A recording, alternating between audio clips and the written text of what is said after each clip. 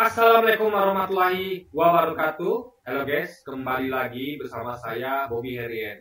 Kali kita akan mengomentari videonya Phil Pahit ya. Ini adalah salah satu apologet Kristen. Dia bikin judul mengkritik Om Deddy Corbuzier. Jadi videonya itu judulnya adalah Untukku Kamarmu dan Untukmu Kamarmu. Kita akan langsung tonton videonya dan besok akan kita komentari guys. Halo teman-teman, berjumpa lagi dengan saya Brother Phil. Kali ini kita akan menyampaikan sesuatu informasi yang mungkin Om Deddy Corbuzier tidak tahu atau belum tahu. Mengingat pada video YouTube-nya, dia mengatakan bahwa Elia sudah mengurusi kamar orang lain. Dan dia juga mengutip ayat Quran yang mengatakan, "Untukku agamaku, untukmu agamamu." Mungkin Om Deddy tidak tahu, dalam agama barunya justru diperintahkan untuk mengurusi atau masuk kamar orang lain. Sementara dalam Alkitab tidak pernah ada ayat yang memerintahkan untuk mengurusi agama orang lain. Nah, sebentar. Ini mau saya bahas dulu guys ya. Jadi gini.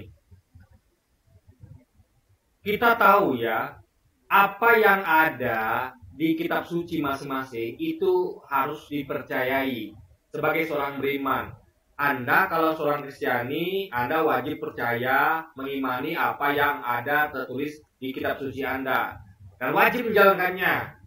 Nah, kami, kaum muslimin, itu wajib percaya dengan kitab suci kami, yaitu Quran, dan kami wajib menjalankannya.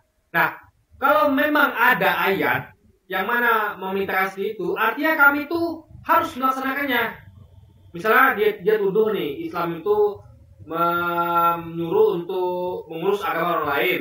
Kalau memang itu ada tujuan dia, artinya kita itu sebagai umat muslim itu berhak untuk mengurus agama mereka, karena itu ada di kitab suci kita kan, gitu logikanya. Nah, tapi anehnya dia kan klaim katanya tidak ada di kitab suci dia perintah untuk mengurus agama orang lain. Lalu kenapa dia urus? Itu masalahnya guys. Jadi makanya dikatakan oleh Deddy bahwa adalah untukmu agamamu dan untukku agamaku. Kalau agamaku diklaim dia, difitnah dia, agama Islam itu agama kita, agamaku, adalah boleh mengurus agama orang lain, ya berarti kita berhak melakukannya. Karena itu ada perintahnya di kitab suci kita. Itu loh. Ini logikanya sederhana guys. Apa yang ada di kitab suci Anda, laksanakan. Kalau nggak ada, jangan. Kenapa kalian tidak ada di kitab suci kalian, sampai kalian masuk kamar orang lain, padahal tidak ada perintah itu di kitab suci kalian. Nah gitu aja kita bisa lihat logikanya. Tapi sebenarnya Anda tahu tidak? Tidak ada Al-Quran untuk memerintahkan untuk mengurus agama orang lain. Ya, yang ada itu yang ini saya terangkan ya. Bagi Anda yang belum tahu ya, termasuk dia ini, gini. Islam itu menerangkan bahwa agama Islam adalah agama yang diturunkan oleh Tuhan yang satu. Dan itu diturunkan melalui utusan-utusannya, yaitu para nabi. Dari Nabi Adam hingga Nabi Muhammad. Termasuk Musa, Yesus, Abraham, Daud, Sulaiman, Lut, dan sebagainya. Nah, semua nabi itu mengajarkan agama Islam. Jadi Nabi Muhammad itu bukanlah membawa agama baru. Nah, cuman waktu itu umatnya Nabi Musa disebut sebagai umat Yahudi. Ingat ya, umat Yahudi, bukan agama Yahudi. Jadi agamanya Islam. Pengikut Nabi Musa agamanya Islam, tapi disebut sebagai umat Yahudi. Itu hanya nama, bukan nama agama, tapi nama umatnya. Sama kayak Islam, umatnya umat Muslim, gitu. Agamanya Islam, umatnya umat Muslim namanya, gitu guys. Ada juga orang mengatakan umat Islam, terus oke lah. Tapi yang tepatnya kan umat Muslim. Muslim nama umatnya, Islam nama agamanya. Nah, sama kayak itu. Islam nama agamanya, umatnya Nabi Musa itu namanya umat Yahudi. Karena mereka nabinya berasal dari bangsa Yehuda. Nah, untuk Yesus, umatnya namanya disebut umat Nasrani. Nah, meskipun ajarannya ajaran Islam. Yesus atau Nabi Isa mengajarkan Islam, tapi sebutan umatnya adalah umat Nasrani karena nabinya Yesus itu, Nabi Isa itu berasal dari Nazaret. Nah, itu perlu dipahami guys ya. Nah, itu Yahudi dan Nasrani awal tuh masih lurus, masih bertauhid dia. Mereka mengakui bahwa Yesus cuma nabi, cuma Nasrani awal ini. Ya. Masih mengakui Yesus cuma nabi. Itu menurut salah satunya klaim dari Edwin. Edwin ini bukan Muslim. Dia adalah seorang Kristiani, temannya Elia Miron. Dia sebutkan dengan jelas di situ di podcastnya Dr. Richard, ya. Itu salah satu pendapat ya. Dan banyak juga orang-orang Kristen yang tahu itu harusnya. Tapi juga banyak nggak tahu bahwa umat Nasrani itu yang awal itu mengakui Yesus cuma nabi, artinya akidahnya masih benar. Nah, mereka ini dalam lain kata akidahnya sebetulnya adalah unitarian, yaitu Tuhan cuma satu, Yesus cuma nabi. Lalu berapa masa kemudian muncullah Paulus dan kawan-kawan yang membawa ajaran Trinitarian, alias Tuhan itu 3 in 1, 3 dalam 1. Nah, Unitarian yang waktu itu diwakili oleh Arius dan kawan-kawan itu mulai disingkirkan, dibunuhi, diperangi, dibully lah guys.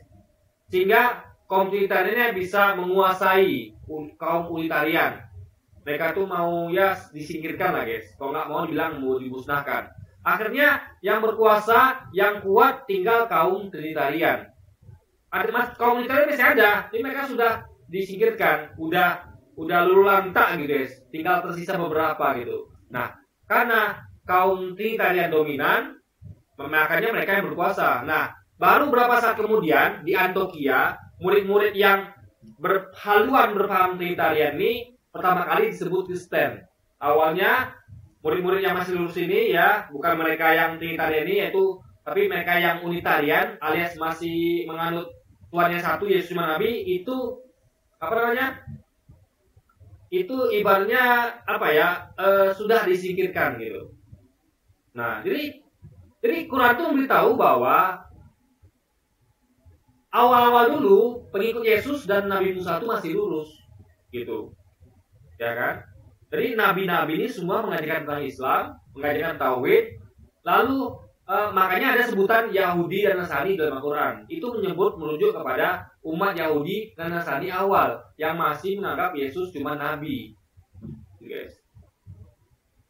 Nah, jadi itu dipahami. Artinya Al-Quran itu membahas juga tentang agama Islam awal dan bagaimana proses penyimpangannya. Disebutkan di Quran bahwa kitab-kitab sebelumnya itu sebelum Quran, yaitu Taurat, Zabur, Injil, itu sudah diubah-ubah oleh tangan manusia. Artinya Al-Quran Islam juga membahas tentang penyimpangan agama Islam gitu. Bahwa ada agama namanya Islam yang diajarkan oleh Nabi, lalu muncul orang-orang yang merubah-rubah ajaran itu. Nah, itu disebutkan diajarkan di Quran. Jadi ketika kami bahas tentang hal itu, bahwa ada penyimpangan di agama Islam, lalu timbullah agama itu, apa nama agama penyimpangan itu? Ya, kita sebut aja Kristen, misalnya Katolik. Nah, itu adalah hak dari kaum muslimin. Karena itu dibahas di kitab kami. Jadi kita tuh berhak membahas apapun yang ada di kitab kita. Tapi kalian, ya, teman-teman Kristiani, tidak ada bahasan tentang Quran, tentang Nabi Muhammad di kitab kalian. Gak ada. Makanya kalian tidak berhak bahas tentang Islam. Karena tidak ada di kitab kalian. Kami ada. Yaitu penyimpangan agama Islam yang dibawa oleh nabi-nabi sebelum Nabi Muhammad. Yaitu termasuk Nabi Yesus dan Nabi Musa.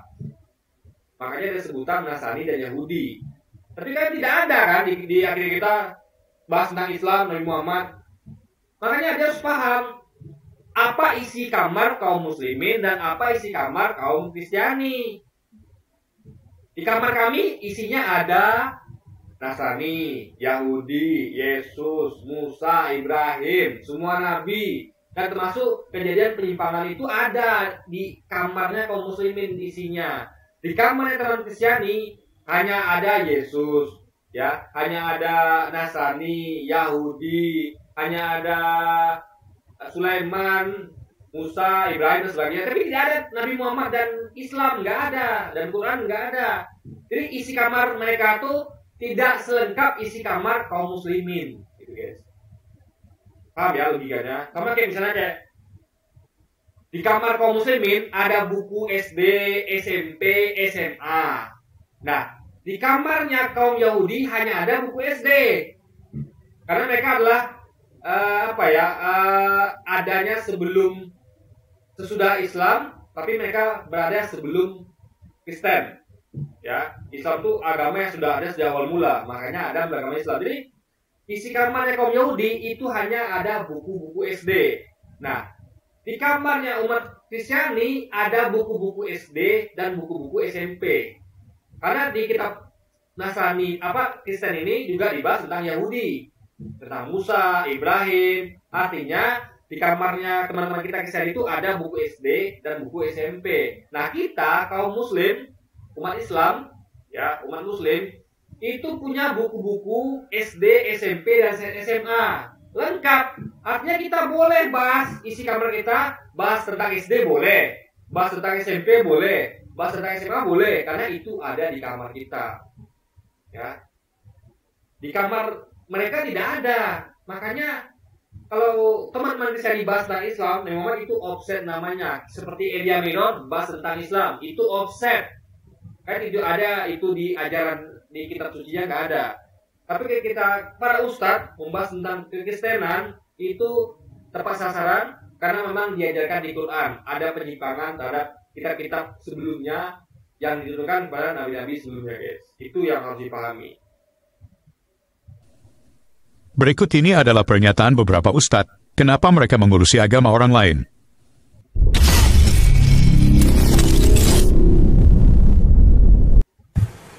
Seringkali saya mendapat begini, ngapain sih kok yang selalu dibahas itu kok ajaran Kristen? Kenapa kok enggak bahas Hindu, enggak bahas Buddha? Ya, kok selalu fokus kepada Kristen? Ya karena di Al-Quran tidak ada umat Buddha, nggak ada umat Hindu, nggak ada. Yang ada umat Nasrani dan Yahudi. Nah itu poinnya. Jadi kalaulah di Quran ada kata-kata umat Yahudi, Hindu dan umat Buddha, kita akan bahas umat Hindu dan Buddha. Tapi yang ada kan umat Yahudi dan umat Nasrani, gitu guys, dan penyimpangannya gitu. Ini kita bahas sesuai dengan apa yang ada di Quran aja, gitu kan. Ini selalu kita sering kali mendapat semacam serangan. Ini justru serangan-serangan seperti ini, pertanyaan seperti ini dari kalangan Muslim sendiri. Jadi ngapain kok repot-repot? Mereka lupa bahwa ini adalah perintah dari Allah. Kalau kita membuka Al-Quran, surah Ali Imran, ada kewajiban kita berdakwah kepada ahlul kitab. Dalam notabene, ahlul kitab ini mereka yang mengaku sebagai pengikut para nabi dan Rasulullah, yang kepada nabi tersebut Allah pernah berikan kitab suci. Apa yang Allah perintahkan kepada Rasulullah Muhammad SAW di dalam surah Ali Imran, Allah berfirman, Qul ya ahlal kitab ta'alau ila kalimatin sawa'in bainana wa bainakum alla na'budu illallah wa la nusyrika bihi syai'a wa la yattakhidha ba'duna ba'dan arbaban min dunillah. Jadi ini perintah dari Allah. Katakan Muhammad kepada ahlul kitab itu, wahai ahli kitab. Siapa mereka? Mereka yang mengaku sebagai pengikut Nabi Musa, mereka yang mengaku sebagai pengikut Nabi Isa. Yang lebih jamak atau lebih sering dikenal dengan sebutan Yahudi, padahal Nabi Musa sendiri bukan seorang Yahudi. Betul. Tapi mereka yang mengaku dirinya itu Yahudi, mereka menisbahkan, saya kan pengikut Nabi Musa, padahal Musa bukan seorang Yahudi. Atau mereka yang menisbahkan dirinya kepada pengikut Nabi Isa atau Yesus alaihissalam, kami Nasrani. Dan itu yang Allah perintahkan kepada Rasulullah Muhammad SAW, dakwai mereka Muhammad. Qul ya ahlal kitab, katakan kepada mereka Yahudi dan Nasrani itu, untuk apa? Ta'alau ila kalimatin sawa'im bainana wa bainakum. Ayo kita kembali kepada perjanjian yang sama antara kami dengan kalian. Ini sama seperti misalnya kayak umat Yahudi yang mana diutus Yesus pada mereka. Harusnya kan mereka menerima. Sama seperti umat Nasrani diutus Nabi Muhammad kepada mereka. Harusnya mereka menerima Nabi Muhammad. Tapi apa yang terjadi? Umat Yahudi tidak menerima Yesus dan umat Nasrani tidak menerima Nabi Muhammad. Jadi Yesus itu sama seperti Nabi Muhammad, Dia mendakwakan bahwa aku ini nabi yang diutus setelah Nabi Musa. Kalian terima aku, wahai Yahudi. Tapi Yahudi tidak mau menerima. Malah mengira Yesus tuh menyamakan diri dengan Tuhan. Padahal Yesus membantah berkali-kali. Ya, membantah. Anda bisa baca statement dari kitab bahwa dia membantah klaim umat Yahudi yang mengira dia menyamakan diri dengan Tuhan. Sesungguhnya dia berkata bahwa aku tidak menyamakan diriku dengan Tuhan. Anda bisa baca poin-poin yang bisa kita analisis dari kitab kalau Yesus itu menolak klaim dari umat Yahudi kalau mereka mengira Yesus menyamakan diri dengan Tuhan. Gitu guys. Nah, jadi seperti umat Yahudi menolak kedatangan Yesus sebagai nabi yang diutus setelah Nabi Musa, begitu juga umat Nasrani menolak kedatangan Nabi Muhammad yang diutus untuk setelah Nabi Yesus atau Isa. Jadi kelakuan umat Yahudi dan Nasrani sama saja guys. Menolak nabi yang diutus setelah nabi yang diutus kepada mereka. Gitu. Karena tiap zaman itu ada nabinya, dan ketika nabi baru tiba, pengikut nabi lama harus ikut nabi baru. Gitu. Pengikut Ibrahim, karena diutus Musa, ya mereka ikut Nabi Musa. Gitu. Berpindah guys ke nabi yang baru. Kayak pengikut Nabi Adam misalnya, atau pengikut Nabi Nuh. Masa mereka mengikuti Nabi Nuh? Ya mereka ikut ketika Nabi Musa diutus. Nabi Ibrahim diutus, mereka pindah ke Nabi Ibrahim.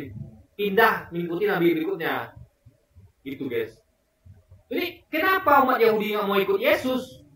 Sama dengan kenapa umat Nasrani nggak mau ikut Nabi Muhammad. Karena mereka adalah umat yang bebal. Tidak mengakui utusan yang datang setelah nabi yang diutus pada mereka. Gitu. Jadi harusnya seperti umatnya Nabi Nuh mengikuti Nabi Musa, ya berpindah ke Nabi Musa, karena Nabi Musa diutus setelah Nabi Nuh misalnya. Begitu harusnya ketika diutus Nabi yang baru, Nabi Musa, umat Nabi Ibrahim pindah ke Nabi Musa. Diutus lagi Nabi baru, Nabi Isa, Nabi Yesus, umat Musa harus pindah ke Nabi Yesus. Bukan seperti yang dilakukan Yahudi, mau membunuh bahkan Yesus itu kan, mau mereka bunuh, mereka bully bahkan, mereka lempari batu, sama seperti kaum kafir Quraisy melempari Nabi Muhammad dengan batu, mau membunuhnya. Itulah kelakuan. Jadi kelakuan kafir Quraisy sama dengan umat Nasrani, sama dengan umat Yahudi, menolak kedatangan nabi-nabi yang diutus setelah nabi yang diutus pada mereka. Jadi sama guys. Itu poinnya di situ ya. Kalau Anda belum paham. Kita sudah dengarkan bersama. Ustadz tadi mengatakan bahwa itu adalah perintah Al-Quran. Pertanyaan kita adalah, mana buktinya untukku agamaku dan untukmu agamamu? Buktinya ada ayat lain, yang dikutip Ustadz tadi justru memerintahkan untuk membahas agama lain. Agamaku ya, agama Islam itu membahas tentang penyimpangan agama Islam. Artinya ada di agama Islam, ngerti nggak? Berarti dia nggak ngerti apa agama Islam itu. Dikiranya Islam itu hanya bahas tentang Nabi Muhammad. Tidak. Islam itu membahas tentang Yesus, ya, Nabi Isa, Musa, Taurat, Zabur, Injil, dan penyimpangannya. Itu yang dibahas di Islam, bukan hanya Nabi Muhammad saja, bukan hanya kafir Quraisy saja. Agama Islam itu agama Islam. Makanya belajarlah apa itu Islam. Isi kamarnya seperti itu, lengkap. Bahas semua nabi, bahas semua kitab suci. Quran kan tidak bahas Quran, tidak bahas Nabi Muhammad gitu. Khususnya Yahudi dan Kristen. Apakah kedua ayat ini bertentangan? Mari kita dengar lagi pernyataan. Bukan ayatnya bertentangan, karena itu yang nggak paham. Ya. Isi ayat itu sudah benar, ya. Agama kamarmu, kamarmu, kamarku, kamarku. Nah, kebetulan di kamarku ada barang-barangmu juga. Kamu punya mobil Tamiya, aku juga punya mobil Tamiya. Kamu punya motor, kamu punya buku Naruto, aku juga punya buku Naruto. Tapi buku Narutoku, ya, itu tuh diterangkan bahwa buku Narutomu itu palsu gitu, dan dirubah-rubah oleh penerbit. Paham ya di sini ya? Nah, tapi di kamarmu nggak ada buku Doraemon misalnya. Ya kamu nggak bisa bahas buku itu karena nggak ada di kamarku. Di kamarku ada buku Naruto, yang buku Naruto juga kamu punya. Jadi guys ya, harus dipahami ya, isi apa saja isi kamar kaum muslimin dan apa aja isi kamar kaum Kristen. Harus hafal Anda. Kalau nggak tahu ya Anda tidak akan paham dengan statement agamamu, agamaku, kamarmu, kamu tidak akan paham gitu kan. Ustadz berikut, kenapa saudara muslim membahas agama orang lain? Wa ma qataluhu, mereka tidak membunuhnya. Wa ma salabuhu, mereka tidak menyalibnya. Walakin syubbiha lahum, ada orang lain yang diserupakan dengannya. Bila ada orang berkata, kamu jangan kaji-kaji agama kami, jangan bahas-bahas agama kami, urus sajalah agama kamu, lakum dinukum waliyadin, kami tidak mungkin membahas agama kamu kalau Allah tidak menyebutkannya dalam Al-Quran. Allah menyebutkan tentang yang kamu katakan sebagai Tuhan itu. Artinya Islam disebutkan di Quran tentang agama-agama sebelumnya. Makanya berhak kita bahas, itu isi kamar kita. Tertulis. Kalian tidak tertulis tentang agama Islam. Kenapa kalian bahas? Makanya kalau kami bahas itu, kami nggak offset. Ya, karena tertulis. Kami ngomongin apa yang tertulis. Kalian tidak tertulis. Berarti kalian offset kalau kalian bahas sesuatu yang tidak tertulis. Begitu saja logika dia, simple. Dalam beberapa surah, Al-Fatihah, Al-Baqarah, Ali Imran, Uzair anak Allah, sedangkan Nasrani mempersekutukan Allah dengan Yesus, dengan Isa. Wa qala an-Nasara al-Masih ibnullah, Nasrani berkata Al-Masih anak Allah. Maka Al-Quran membantah. Bila ada orang mengatakan jangan kaji-kaji tentang agama orang lain, kita tidak mengkaji agama orang lain, kita sedang mengkaji Al-Quran, kitab suci kita yang bercerita tentang penyelewengan ajaran Nabi Isa alaihissalam. Ini mesti diluruskan, karena yang kita kaji adalah Al-Quran dan sunnah Nabi Muhammad. Jadi kalau keterangan sederhana dari Ustadz Abu Somad ini jadi dia nggak paham, artinya daya tangkapnya kurang sekali guys. Sama tuh seperti temannya Luis Prasetyo, Tamparagi. Gak ngerti dia orang ngomong apa. Orang ini sedang, ustaz-ustaz kita dan saya sedang menjelaskan bahwa ini loh isi kamar kaum muslimin. Ada tentang kalian. Jadi kami itu bahas isi kamar kami yang ada tentang kalian. Sah. Tertulis. Ada ditulis di situ. Itu isi kamar kami, sesuatu yang tertulis itu, semua yang tertulis itu adalah isi kamar kami. Tapi kalian tidak ada tertulis, tidak ada di kamar kalian. Kenapa kalian bahas tentang Muhammad dan Islam? Itu poinnya guys. Sallallahu alaihi wasallam. Menurut Ustadz Abdul Somad, tidak mungkin Muslim tidak membahas agama orang. Kalau Quran tidak sebutkan, jadi karena Quran membahas agama orang, maka menjadi pembenaran buat saudara Muslim untuk bahas agama orang. Sebenarnya bukan agama orang ya, itu agama Islam, agama kami yang diselewengkan. Paham ya? Contoh, misal dalam Islam itu ada Sunni, ada Syiah, ada Ahmadiyah. Ahmadiyah dan Syiah itu adalah agama mereka yang menganutnya. Tapi kami meyakini itu adalah penyimpangan agama Islam. Agama Islam yang diselewengkan. Artinya berhak kami bahas. Paham ya logikanya ya? Paham ya? Sama kayak gini deh.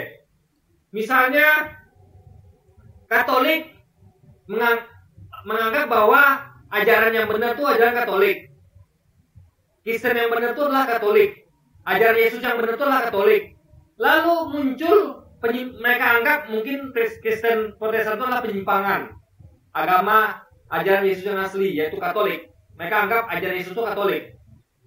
Lalu muncul penyelewangan yang menurut mereka yaitu namanya Protestan, Katolik Kristen. Mereka bahas nggak? Bahas. Karena itu sebenarnya agama mereka, cuma diselewengkan oleh pihak Protestan gitu. Nah sama juga Protestan juga sama. Dia berhak bahas tentang Katolik, karena dia merasa bahwa agama dia ini sebenarnya yang benar tuh Protestan, tapi diselewengkan ajaran Yesus itu oleh orang-orang Katolik. Jadi sesama Katolik, Kristen itu boleh. Karena isi kamarnya sama. Sama-sama ada Yesus gitu guys. Paham ya? Jadi isi kamarnya sesama Kristen itu sama. Ya, sama dengan tapi isi kamarnya umat Kristiani dengan umat Islam itu beda. Mereka tidak punya apa yang ada di kamar kita punya apa yang ada di kamar mereka. Nah itu. Tapi kalau Katolik dan Protestan atau apapun denominasi dalam Kristen itu mereka sama-sama punya isi kamarnya masing-masing pihak. Apa yang ada di kamar Katolik ada di kamar Protestan. Apa yang ada di kamar Protestan ada di kamar Katolik. Begitu sebaliknya terus-menerus guys, sesama mereka gitu kan. Kembali ke pertanyaan. Di mana yang katanya, untukku agamaku dan untukmu agamamu? Bukankah ini bertentangan? Mungkin Deddy Corbuzier tidak tahu ini, di mana kaum muslim harus membicarakan atau membahas agama orang, karena memang tertulis dalam kitab sucinya. Jadi agama orang itu adalah agama Islam yang diselewengkan. Sama seperti, sekali lagi ulang-ulang ya, sama seperti Katolik menganggap bahwa Kristen itu adalah agama Yesus yang diselewengkan jadi Protestan. Nah, Protestan juga begitu. Katolik adalah agama Yesus yang diselewengkan menjadi Katolik. Itu guys logikanya. Jadi ada keterkaitan gitu. Ya, ngerti ya? Dan itu dituliskan di Quran. Tapi mereka tidak dituliskan di kitab mereka gitu guys. Nah, itu poinnya. Kalau tidak bahasa agama orang, nanti malah tidak menjalankan perintah kitab suci. Sementara dalam kitab suci Kristen, tidak pernah ada ayat perintah membahas agama Om Deddy. Adapun yang dilakukan apologet adalah menjawab segala tuduhan menyimpang terhadap iman Kristen. Jadi itu bukan tuduhan menyimpang, tapi ajaran Islam yang mana tertulis. Ya, menurut Islam itu iman Islam yang memang tertulis. Kalau kalian tidak tertulis, artinya tidak sesuai dengan iman kalian. Karena iman itu harus berdasarkan pada apa yang tertulis. Kita harus mengimani isi kitab suci. Kalau tidak ada, ya Anda tidak bisa imani. Kok bisa mengimani sesuatu yang tidak tertulis gitu kan? Nah itu poinnya guys. Oke teman-teman, demikian tanggapan kita terhadap pernyataan Deddy Corbuzier. Terima kasih untuk dukungannya.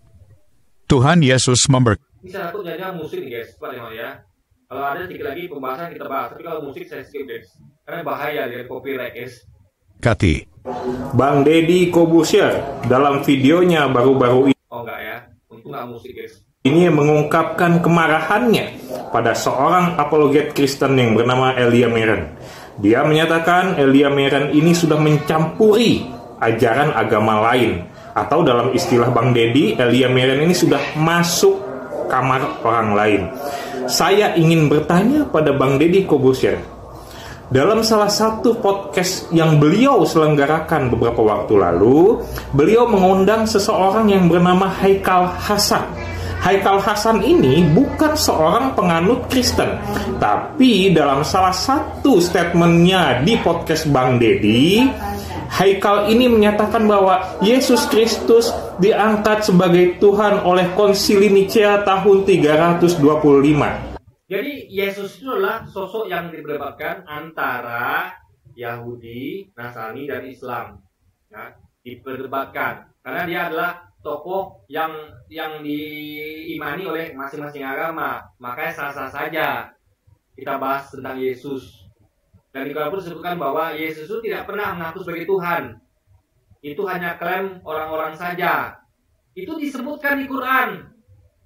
Makanya sah bahas sosok Yesus ini sah di Islam. Tapi ada tidak sah bahas Nabi Muhammad. Kan tidak ada disebutkan di kitab kalian kan, Nabi Muhammad. Itu loh guys, jauh pikirnya. Kalau Anda tidak mau kami bahas Yesus, artinya kalian harus merevisi Quran kami yang ada bahas tentang Yesus. Bahwa Yesus tidak pernah mengaku sebagai Tuhan, tapi orang-orang yang memfitnah dia sebagai Tuhan. Itu selain revisi. Dan itu nggak mungkin. Karena itu kitab kami, bukan kitab kalian. Kalian tidak punya hak untuk merevisi kitab kami. Gitu guys. Jadi kami itu boleh bahas tentang Yesus, boleh. Ustadz Haikal Hasan boleh bahas tentang Yesus. Termasuk penyimpangan tentang Yesus itu. Itu boleh, karena dibahas di Quran. Kalian tidak boleh bahas tentang Nabi Muhammad, karena tidak ada di kitab kalian. Begitu logikanya guys. Saya ingin bertanya pada Bang Deddy, apakah Haikal Hasan ini sudah memasuki kamar orang lain dengan berstatement seperti itu? Ya. Enggak. Kristen mulai ada tahun 325 yang bikin Konstantinus. Nah ini juga salah. Kenapa salah? Kok nih Bapak ini salah mulu dari tadi ya? Dia nggak salah Ustaz Haikal, guys. Dia sedang menjelaskan isi Quran bahwa ada penyimpangan terhadap ajarannya Nabi Isa. Disebutkan di situ bahwa penyimpangan itu terjadi, ya, dijelaskan oleh Hasan bahwa melihat sesuatu yang terjadi berarti Islam ini, agama Islamnya Yesus diselewengkan pada tahun sekian di Konsili Nikea, guys. Nah itu poinnya. Jadi sesuatu itu harus dijelaskan gitu loh. Kalau misalnya gini, di buku anak SMP diterangkan ya bahwa ada nih di buku SMP itu diterangkan bahwa buku SD itu sudah diubah-ubah oleh tangan manusia. Gak disebutkan manusia siapa, gak disebutkan. Nah, guru SMP itu harus menjelaskan lebih lanjut siapa yang dimaksud oleh buku SMP ini. Makanya terangkanlah dia.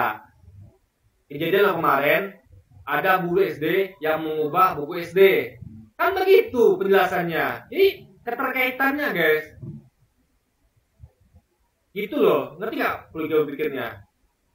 Jadi Anda tuh harus ngerti, harus paham, jangan gagal paham. 325 itu Konsili Nisea, itu kaitannya dengan paham yang beredar saat itu yang memahami bahwa logos itu, firman itu kalau dalam terjemahannya itu adalah ciptaan mula-mula. Dari logos inilah Tuhan itu menciptakan segala ciptaan. Nah ini ditentang oleh Athanasius dan itu diselesaikan di dalam Konsili Nisea dan melahirkan namanya Credo Nisea. Itu kaitannya sama apa? Credo iman gitu loh. Landasan iman kekristenan supaya apa? Supaya orang pengikut kekristenan itu jelas itu loh. Tidak ada lagi tercampur sama pemahaman-pemahaman nabi-nabi palsu. Jadi Credo Nisea itu tuh Konsili. Jadi guys ya, kalau mereka ini mengerti tentang nabi palsu, itu adalah peringatan Yesus, ya. Waspadalah terhadap nabi-nabi palsu. Mereka datang kepadamu menyamar seperti domba, sesungguhnya mereka adalah serigala buas. Nah, saudara kita ini, yang Kristen ini, mengakui bahwa nabi palsu itu ada di kalangan mereka. Jadi ketika Konsili Nikea itu, ini jujur nih, saya kasih jempol ini, jujur ya. Gak seperti apologi Kristen lain yang menganggap bahwa nabi palsu itu Nabi Muhammad. Ini jujur nih, saudara kita ini jujur. Apa kata dia tadi? Untuk mengantisipasi penyesatan dilakukan oleh nabi palsu, makanya dikukuhkan di Konsili Nikea bahwa Yesus Tuhan. Artinya dari kalangan mereka sendiri nabi palsu itu. Tapi sebenarnya sebelumnya terbalik. Nabi palsu itu justru berarti pihak mereka. Kenapa?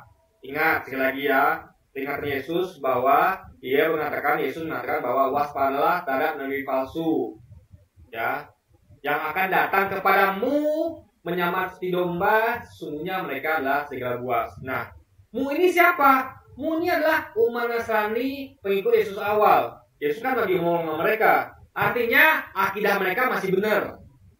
Makanya Yesus bicara sama mereka, mengingatkan mereka bahwa akan datang waspada terhadap nabi-nabi palsu yang akan datang kepadamu, yang lagi di depan Yesus itu ya, datang menyamar seperti domba, alias pura-pura sebagai pengikut Yesus, padahal mereka adalah serigala buas. Nah, apa akidah dari umat Nasrani ini? Saya kembali lagi kepada pendapatnya Edwin dan banyak pendapat lainnya dari pakar-pakar Kristen mengatakan bahwa Nasrani itu ajarannya masih tauhid. Dia menganggap Yesus cuma nabi, bukan Tuhan. Nah, karena Yesus ngomong itu memberikan kepada mereka, Nasrani yang awal ini yang masih mengaku Yesus cuma nabi, artinya mereka inilah yang asli.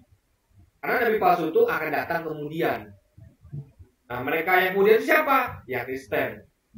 Yang menyebut Yesus bukan lagi nabi seperti yang diimani oleh umat Nasrani awal, tapi mereka menganggap Yesus sudah Tuhan. Artinya, terbuktilah nubuatan ucapan Yesus akan datangnya nabi palsu yang mengubah ajaran umat Nasrani yang sudah diajarkan Yesus di awal-awal itu. Makanya ada kejadian Unitarian versus Trinitarian. Unitarian disingkirkan, karena Unitarian itulah adalah akidahnya dari umat Nasrani awal yang masih mengaku Yesus cuma nabi, guys. Jadi nabi palsu itu meskipun dia jujur, itu berada di kalangan mereka, tapi dia terbalik. Di pihak mereka lah sesungguhnya nabi palsu itu, bukan di pihak orang-orang yang berakidah Yesus cuma nabi alias Unitarian. Karena itulah umatnya Yesus awal, yang saya ingatkan kepada umatnya yang masih benar ini, Nasrani awal yang masih benar ini, bahwa waspadalah kalian terhadap nabi-nabi palsu. Siapa itu ya? Yang datang kemudian, yaitu mereka ini, guys. Nah, itu lebih pikirnya ya. Yesus itu bukan membuat agama baru. Salah banget itu, Pak. Pak, siapa namanya? Michael Hasan. Salah kamu. Kristen itu adalah agama baru. Agama baru. Ya. Kok bisa-bisanya umat Nasrani berubah jadi umat Kristen? Coba. Sama kayak umat Muslim, kok bisa berubah jadi umat Syiah, umat Ahmadiyah? Itu penyimpangan. Agama baru. Ahmadiyah itu agama baru. Syiah yang menyimpang ya, itu agama baru. Keluar dari Islam. Penyelewengan Islam. Sama seperti Kristen ini, agama baru, penyelewengan dari agama Islam, umatnya Nasrani. Sama kayak Katolik, mengakui bahwa Protestan adalah agama baru. Bukan bagian dari Katolik, tapi pecahan dari Katolik. Sama kayak Ahmadiyah, dan Syiah adalah agama baru, pecahan Islam. Jadi sama kayak logikanya Katolik, pecahannya adalah Protestan, Kristen. Kristen itu bukan agama Katolik, beda, agama baru itu. Tadi ada agama Kristen Katolik, ada agama Kristen Protestan. Jadi itu agama baru yang masing-masing itu tidak sependapat gitu, guys. Nah, begitu logikanya. Bersama Paulus. Kan panggil lagi. Paulus itu di abad pertama, meninggal di abad pertama. Bagaimana orang yang meninggal di abad pertama bersama orang yang dia ada di abad keempat di tahun 325? Kan udah konyol ini. Paulus itu adalah embrio, ya. Orang ini menyumberi dari Paulus. Itu guys. Ngerti ya lagi pikirnya. Jadi Paulus itu semacam gurunya mereka. Murid-murid ini itu berkhidmatnya kepada Paulus. Karena Pauluslah yang menggadang-gadang, yang menginisiasi termasuk awal-awal itu paham mereka ini, yaitu Yesus Tuhan, gitu loh. Nah, murid-murid yang bawahannya Paulus ini meneruskan, gitu loh. Nah, murid-murid inilah nanti di kemudian hari disebut sebagai Kristen di Antioquia. Jadi ada hubungan masih dengan Paulus, ada sih ada hubungan. Dan kalau Anda baca kitab suci Kristiani, yaitu Perjanjian Baru, itu banyak sekali tentang Paulus dalamnya. Artinya mereka mengutip kata-kata Paulus, ya kan?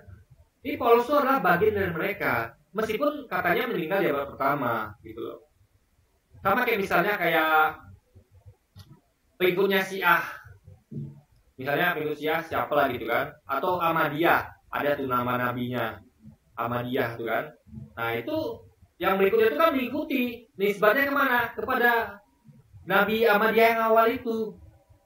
Jadi ada hubungannya. Meskipun meninggalnya sudah meninggal, tapi tetap ada hubungannya. Gitu loh guys. Jadi suatu itu kan melalui proses.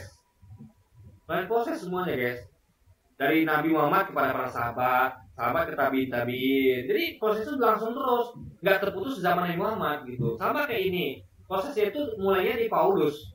Lalu berproses terus hingga kepada muridnya dan mereka disebut Kristen. Jadi proses itu ada awal mulanya, nggak ujuk-ujuk langsung Kristen gitu, nggak. Ada awal mulanya. Bahkan kalau lebih lanjut lagi ditarik awal mulanya adalah Nasrani. Itu Yesus yang masih awal, yang masih mengakui Yesus cuma nabi, guys. Yaitu pahamnya itu disebut sebagai Unitarian yang dilanjutkan oleh Arius dan kawan-kawan. Sebelum disingkirkan oleh kaum Trinitarian yang mempercayai Yesus adalah Tuhan. Yang dimaksud pimpinannya itu adalah pemprakarsanya adalah Paulus termasuk guys. Dengan usul ibunya Ratu Helena. Itu udah konyol. Awalnya dia udah konyol, gimana ke depannya nggak akan saya tanggapin.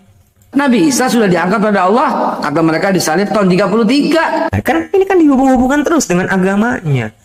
Makanya yang sebenarnya yang seperti Deddy Corbuzier ngomong kemarin, jangan menghubung-hubungkan agama orang lain dapur kami. Deddy Corbuzier nggak ada mengatakan menghubung-hubungkan ya, jangan ada tambah-tambah bro. Deddy Corbuzier juga mengatakan bahwa jangan masuk kamar orang lain. Nggak ada Deddy Corbuzier mengatakan bahwa jangan hubung-hubungkan. Nggak ada. Jadi orang ini menambah-nambah kata-kata Deddy Corbuzier. Ya. Offset guys. Gitu. Jadi sekarang ini dia sedang offset juga. Kita Ustaz Hasan sedang bahas tentang Islam, tentang penyimpangan Islam. Dia malah bahas itu. Padahal itu tidak ada di agama dia gitu loh. Jadi sekarang ini dia sedang offset sebenarnya. Ketika kita sedang bahas agama kita yang menyebutkan tentang penyimpangan Islam yang dari zaman Yesus, malah dia bahas itu. Berarti dia offset guys. Jadi sekarang sedang offset gitu. Bukan kita. Kita sedang membahas tentang ajaran agama kita gitu kan. Jadi itu poinnya guys. Kamu sudah masuk dapur agama orang lain, nggak bisa. Justru sebaliknya. Sebaliknya. Kalau misalnya saya bilang, kalau istilah menggunakan istilah agama samawi yang pertama kali justru menyinggung atau mempermasalahkan iman orang lain, yaitu agama Islam, Pak. Contoh konkret. Iman sebelumnya menyatakan bahwa Yesus itu disalib. Tapi datang baginda Muhammad dengan Qur'annya. Dia tidak disalib, melainkan diserupakan. Itu menyinggung nggak? Ya menyinggung dong, pasti. Itu informasi ya, sama kayak gini ya. Kaum Yahudi percaya bahwa Yesus bukan nabi yang diutus ya. Tiba-tiba Yesus datang menyampaikan bahwa aku adalah nabi wahai Yahudi. Apakah itu penyimpangan yang Yesus ucapkan? Tidak. Tapi bagi Yahudi itu penyimpangan. Yahudi tidak mengakui pernyataan Yesus. Klaim Yesus tidak diakui. Yesus bukan nabi. Bukan nabi. Padahal Yesus nabi. Sama, Nabi Muhammad juga begitu. Bahwa Nabi Muhammad itu nabi. Itu. Dia terangkan bahwa Yesus begini. Yesus juga menerangkan bahwa Musa begini. Jadi kaum Yahudi nggak setuju. Nggak setujunya kaum Nasrani terhadap Nabi Muhammad dan apa perkataannya sama dengan tidak setujunya kaum Yahudi terhadap Nabi Yesus dan apa perkataan Nabi Yesus. Jadi sudut pandang bro ini sama seperti sudut pandang umat Yahudi. Karena kenapa? Karena baik umat Yahudi maupun umat Kristen nggak paham bahwa Muhammad dan Yesus adalah Nabi yang diutus setelah Musa dan Yesus sendiri, guys. Nah, itu poinnya. Oke, sekali lagi mau saya pakai ya. Jadi kita tahu ada rangkaian para nabi, ya, yang kita sebut pair aja lah. Setelah Musa ada Yesus, setelah Yesus ada Nabi Muhammad. Artinya umatnya Nabi Musa harus percaya kepada harus percaya kepada Nabi Yesus. Umat Nabi Yesus harus percaya kepada Nabi Muhammad. Karena Nabi Muhammad adalah Nabi yang terakhir.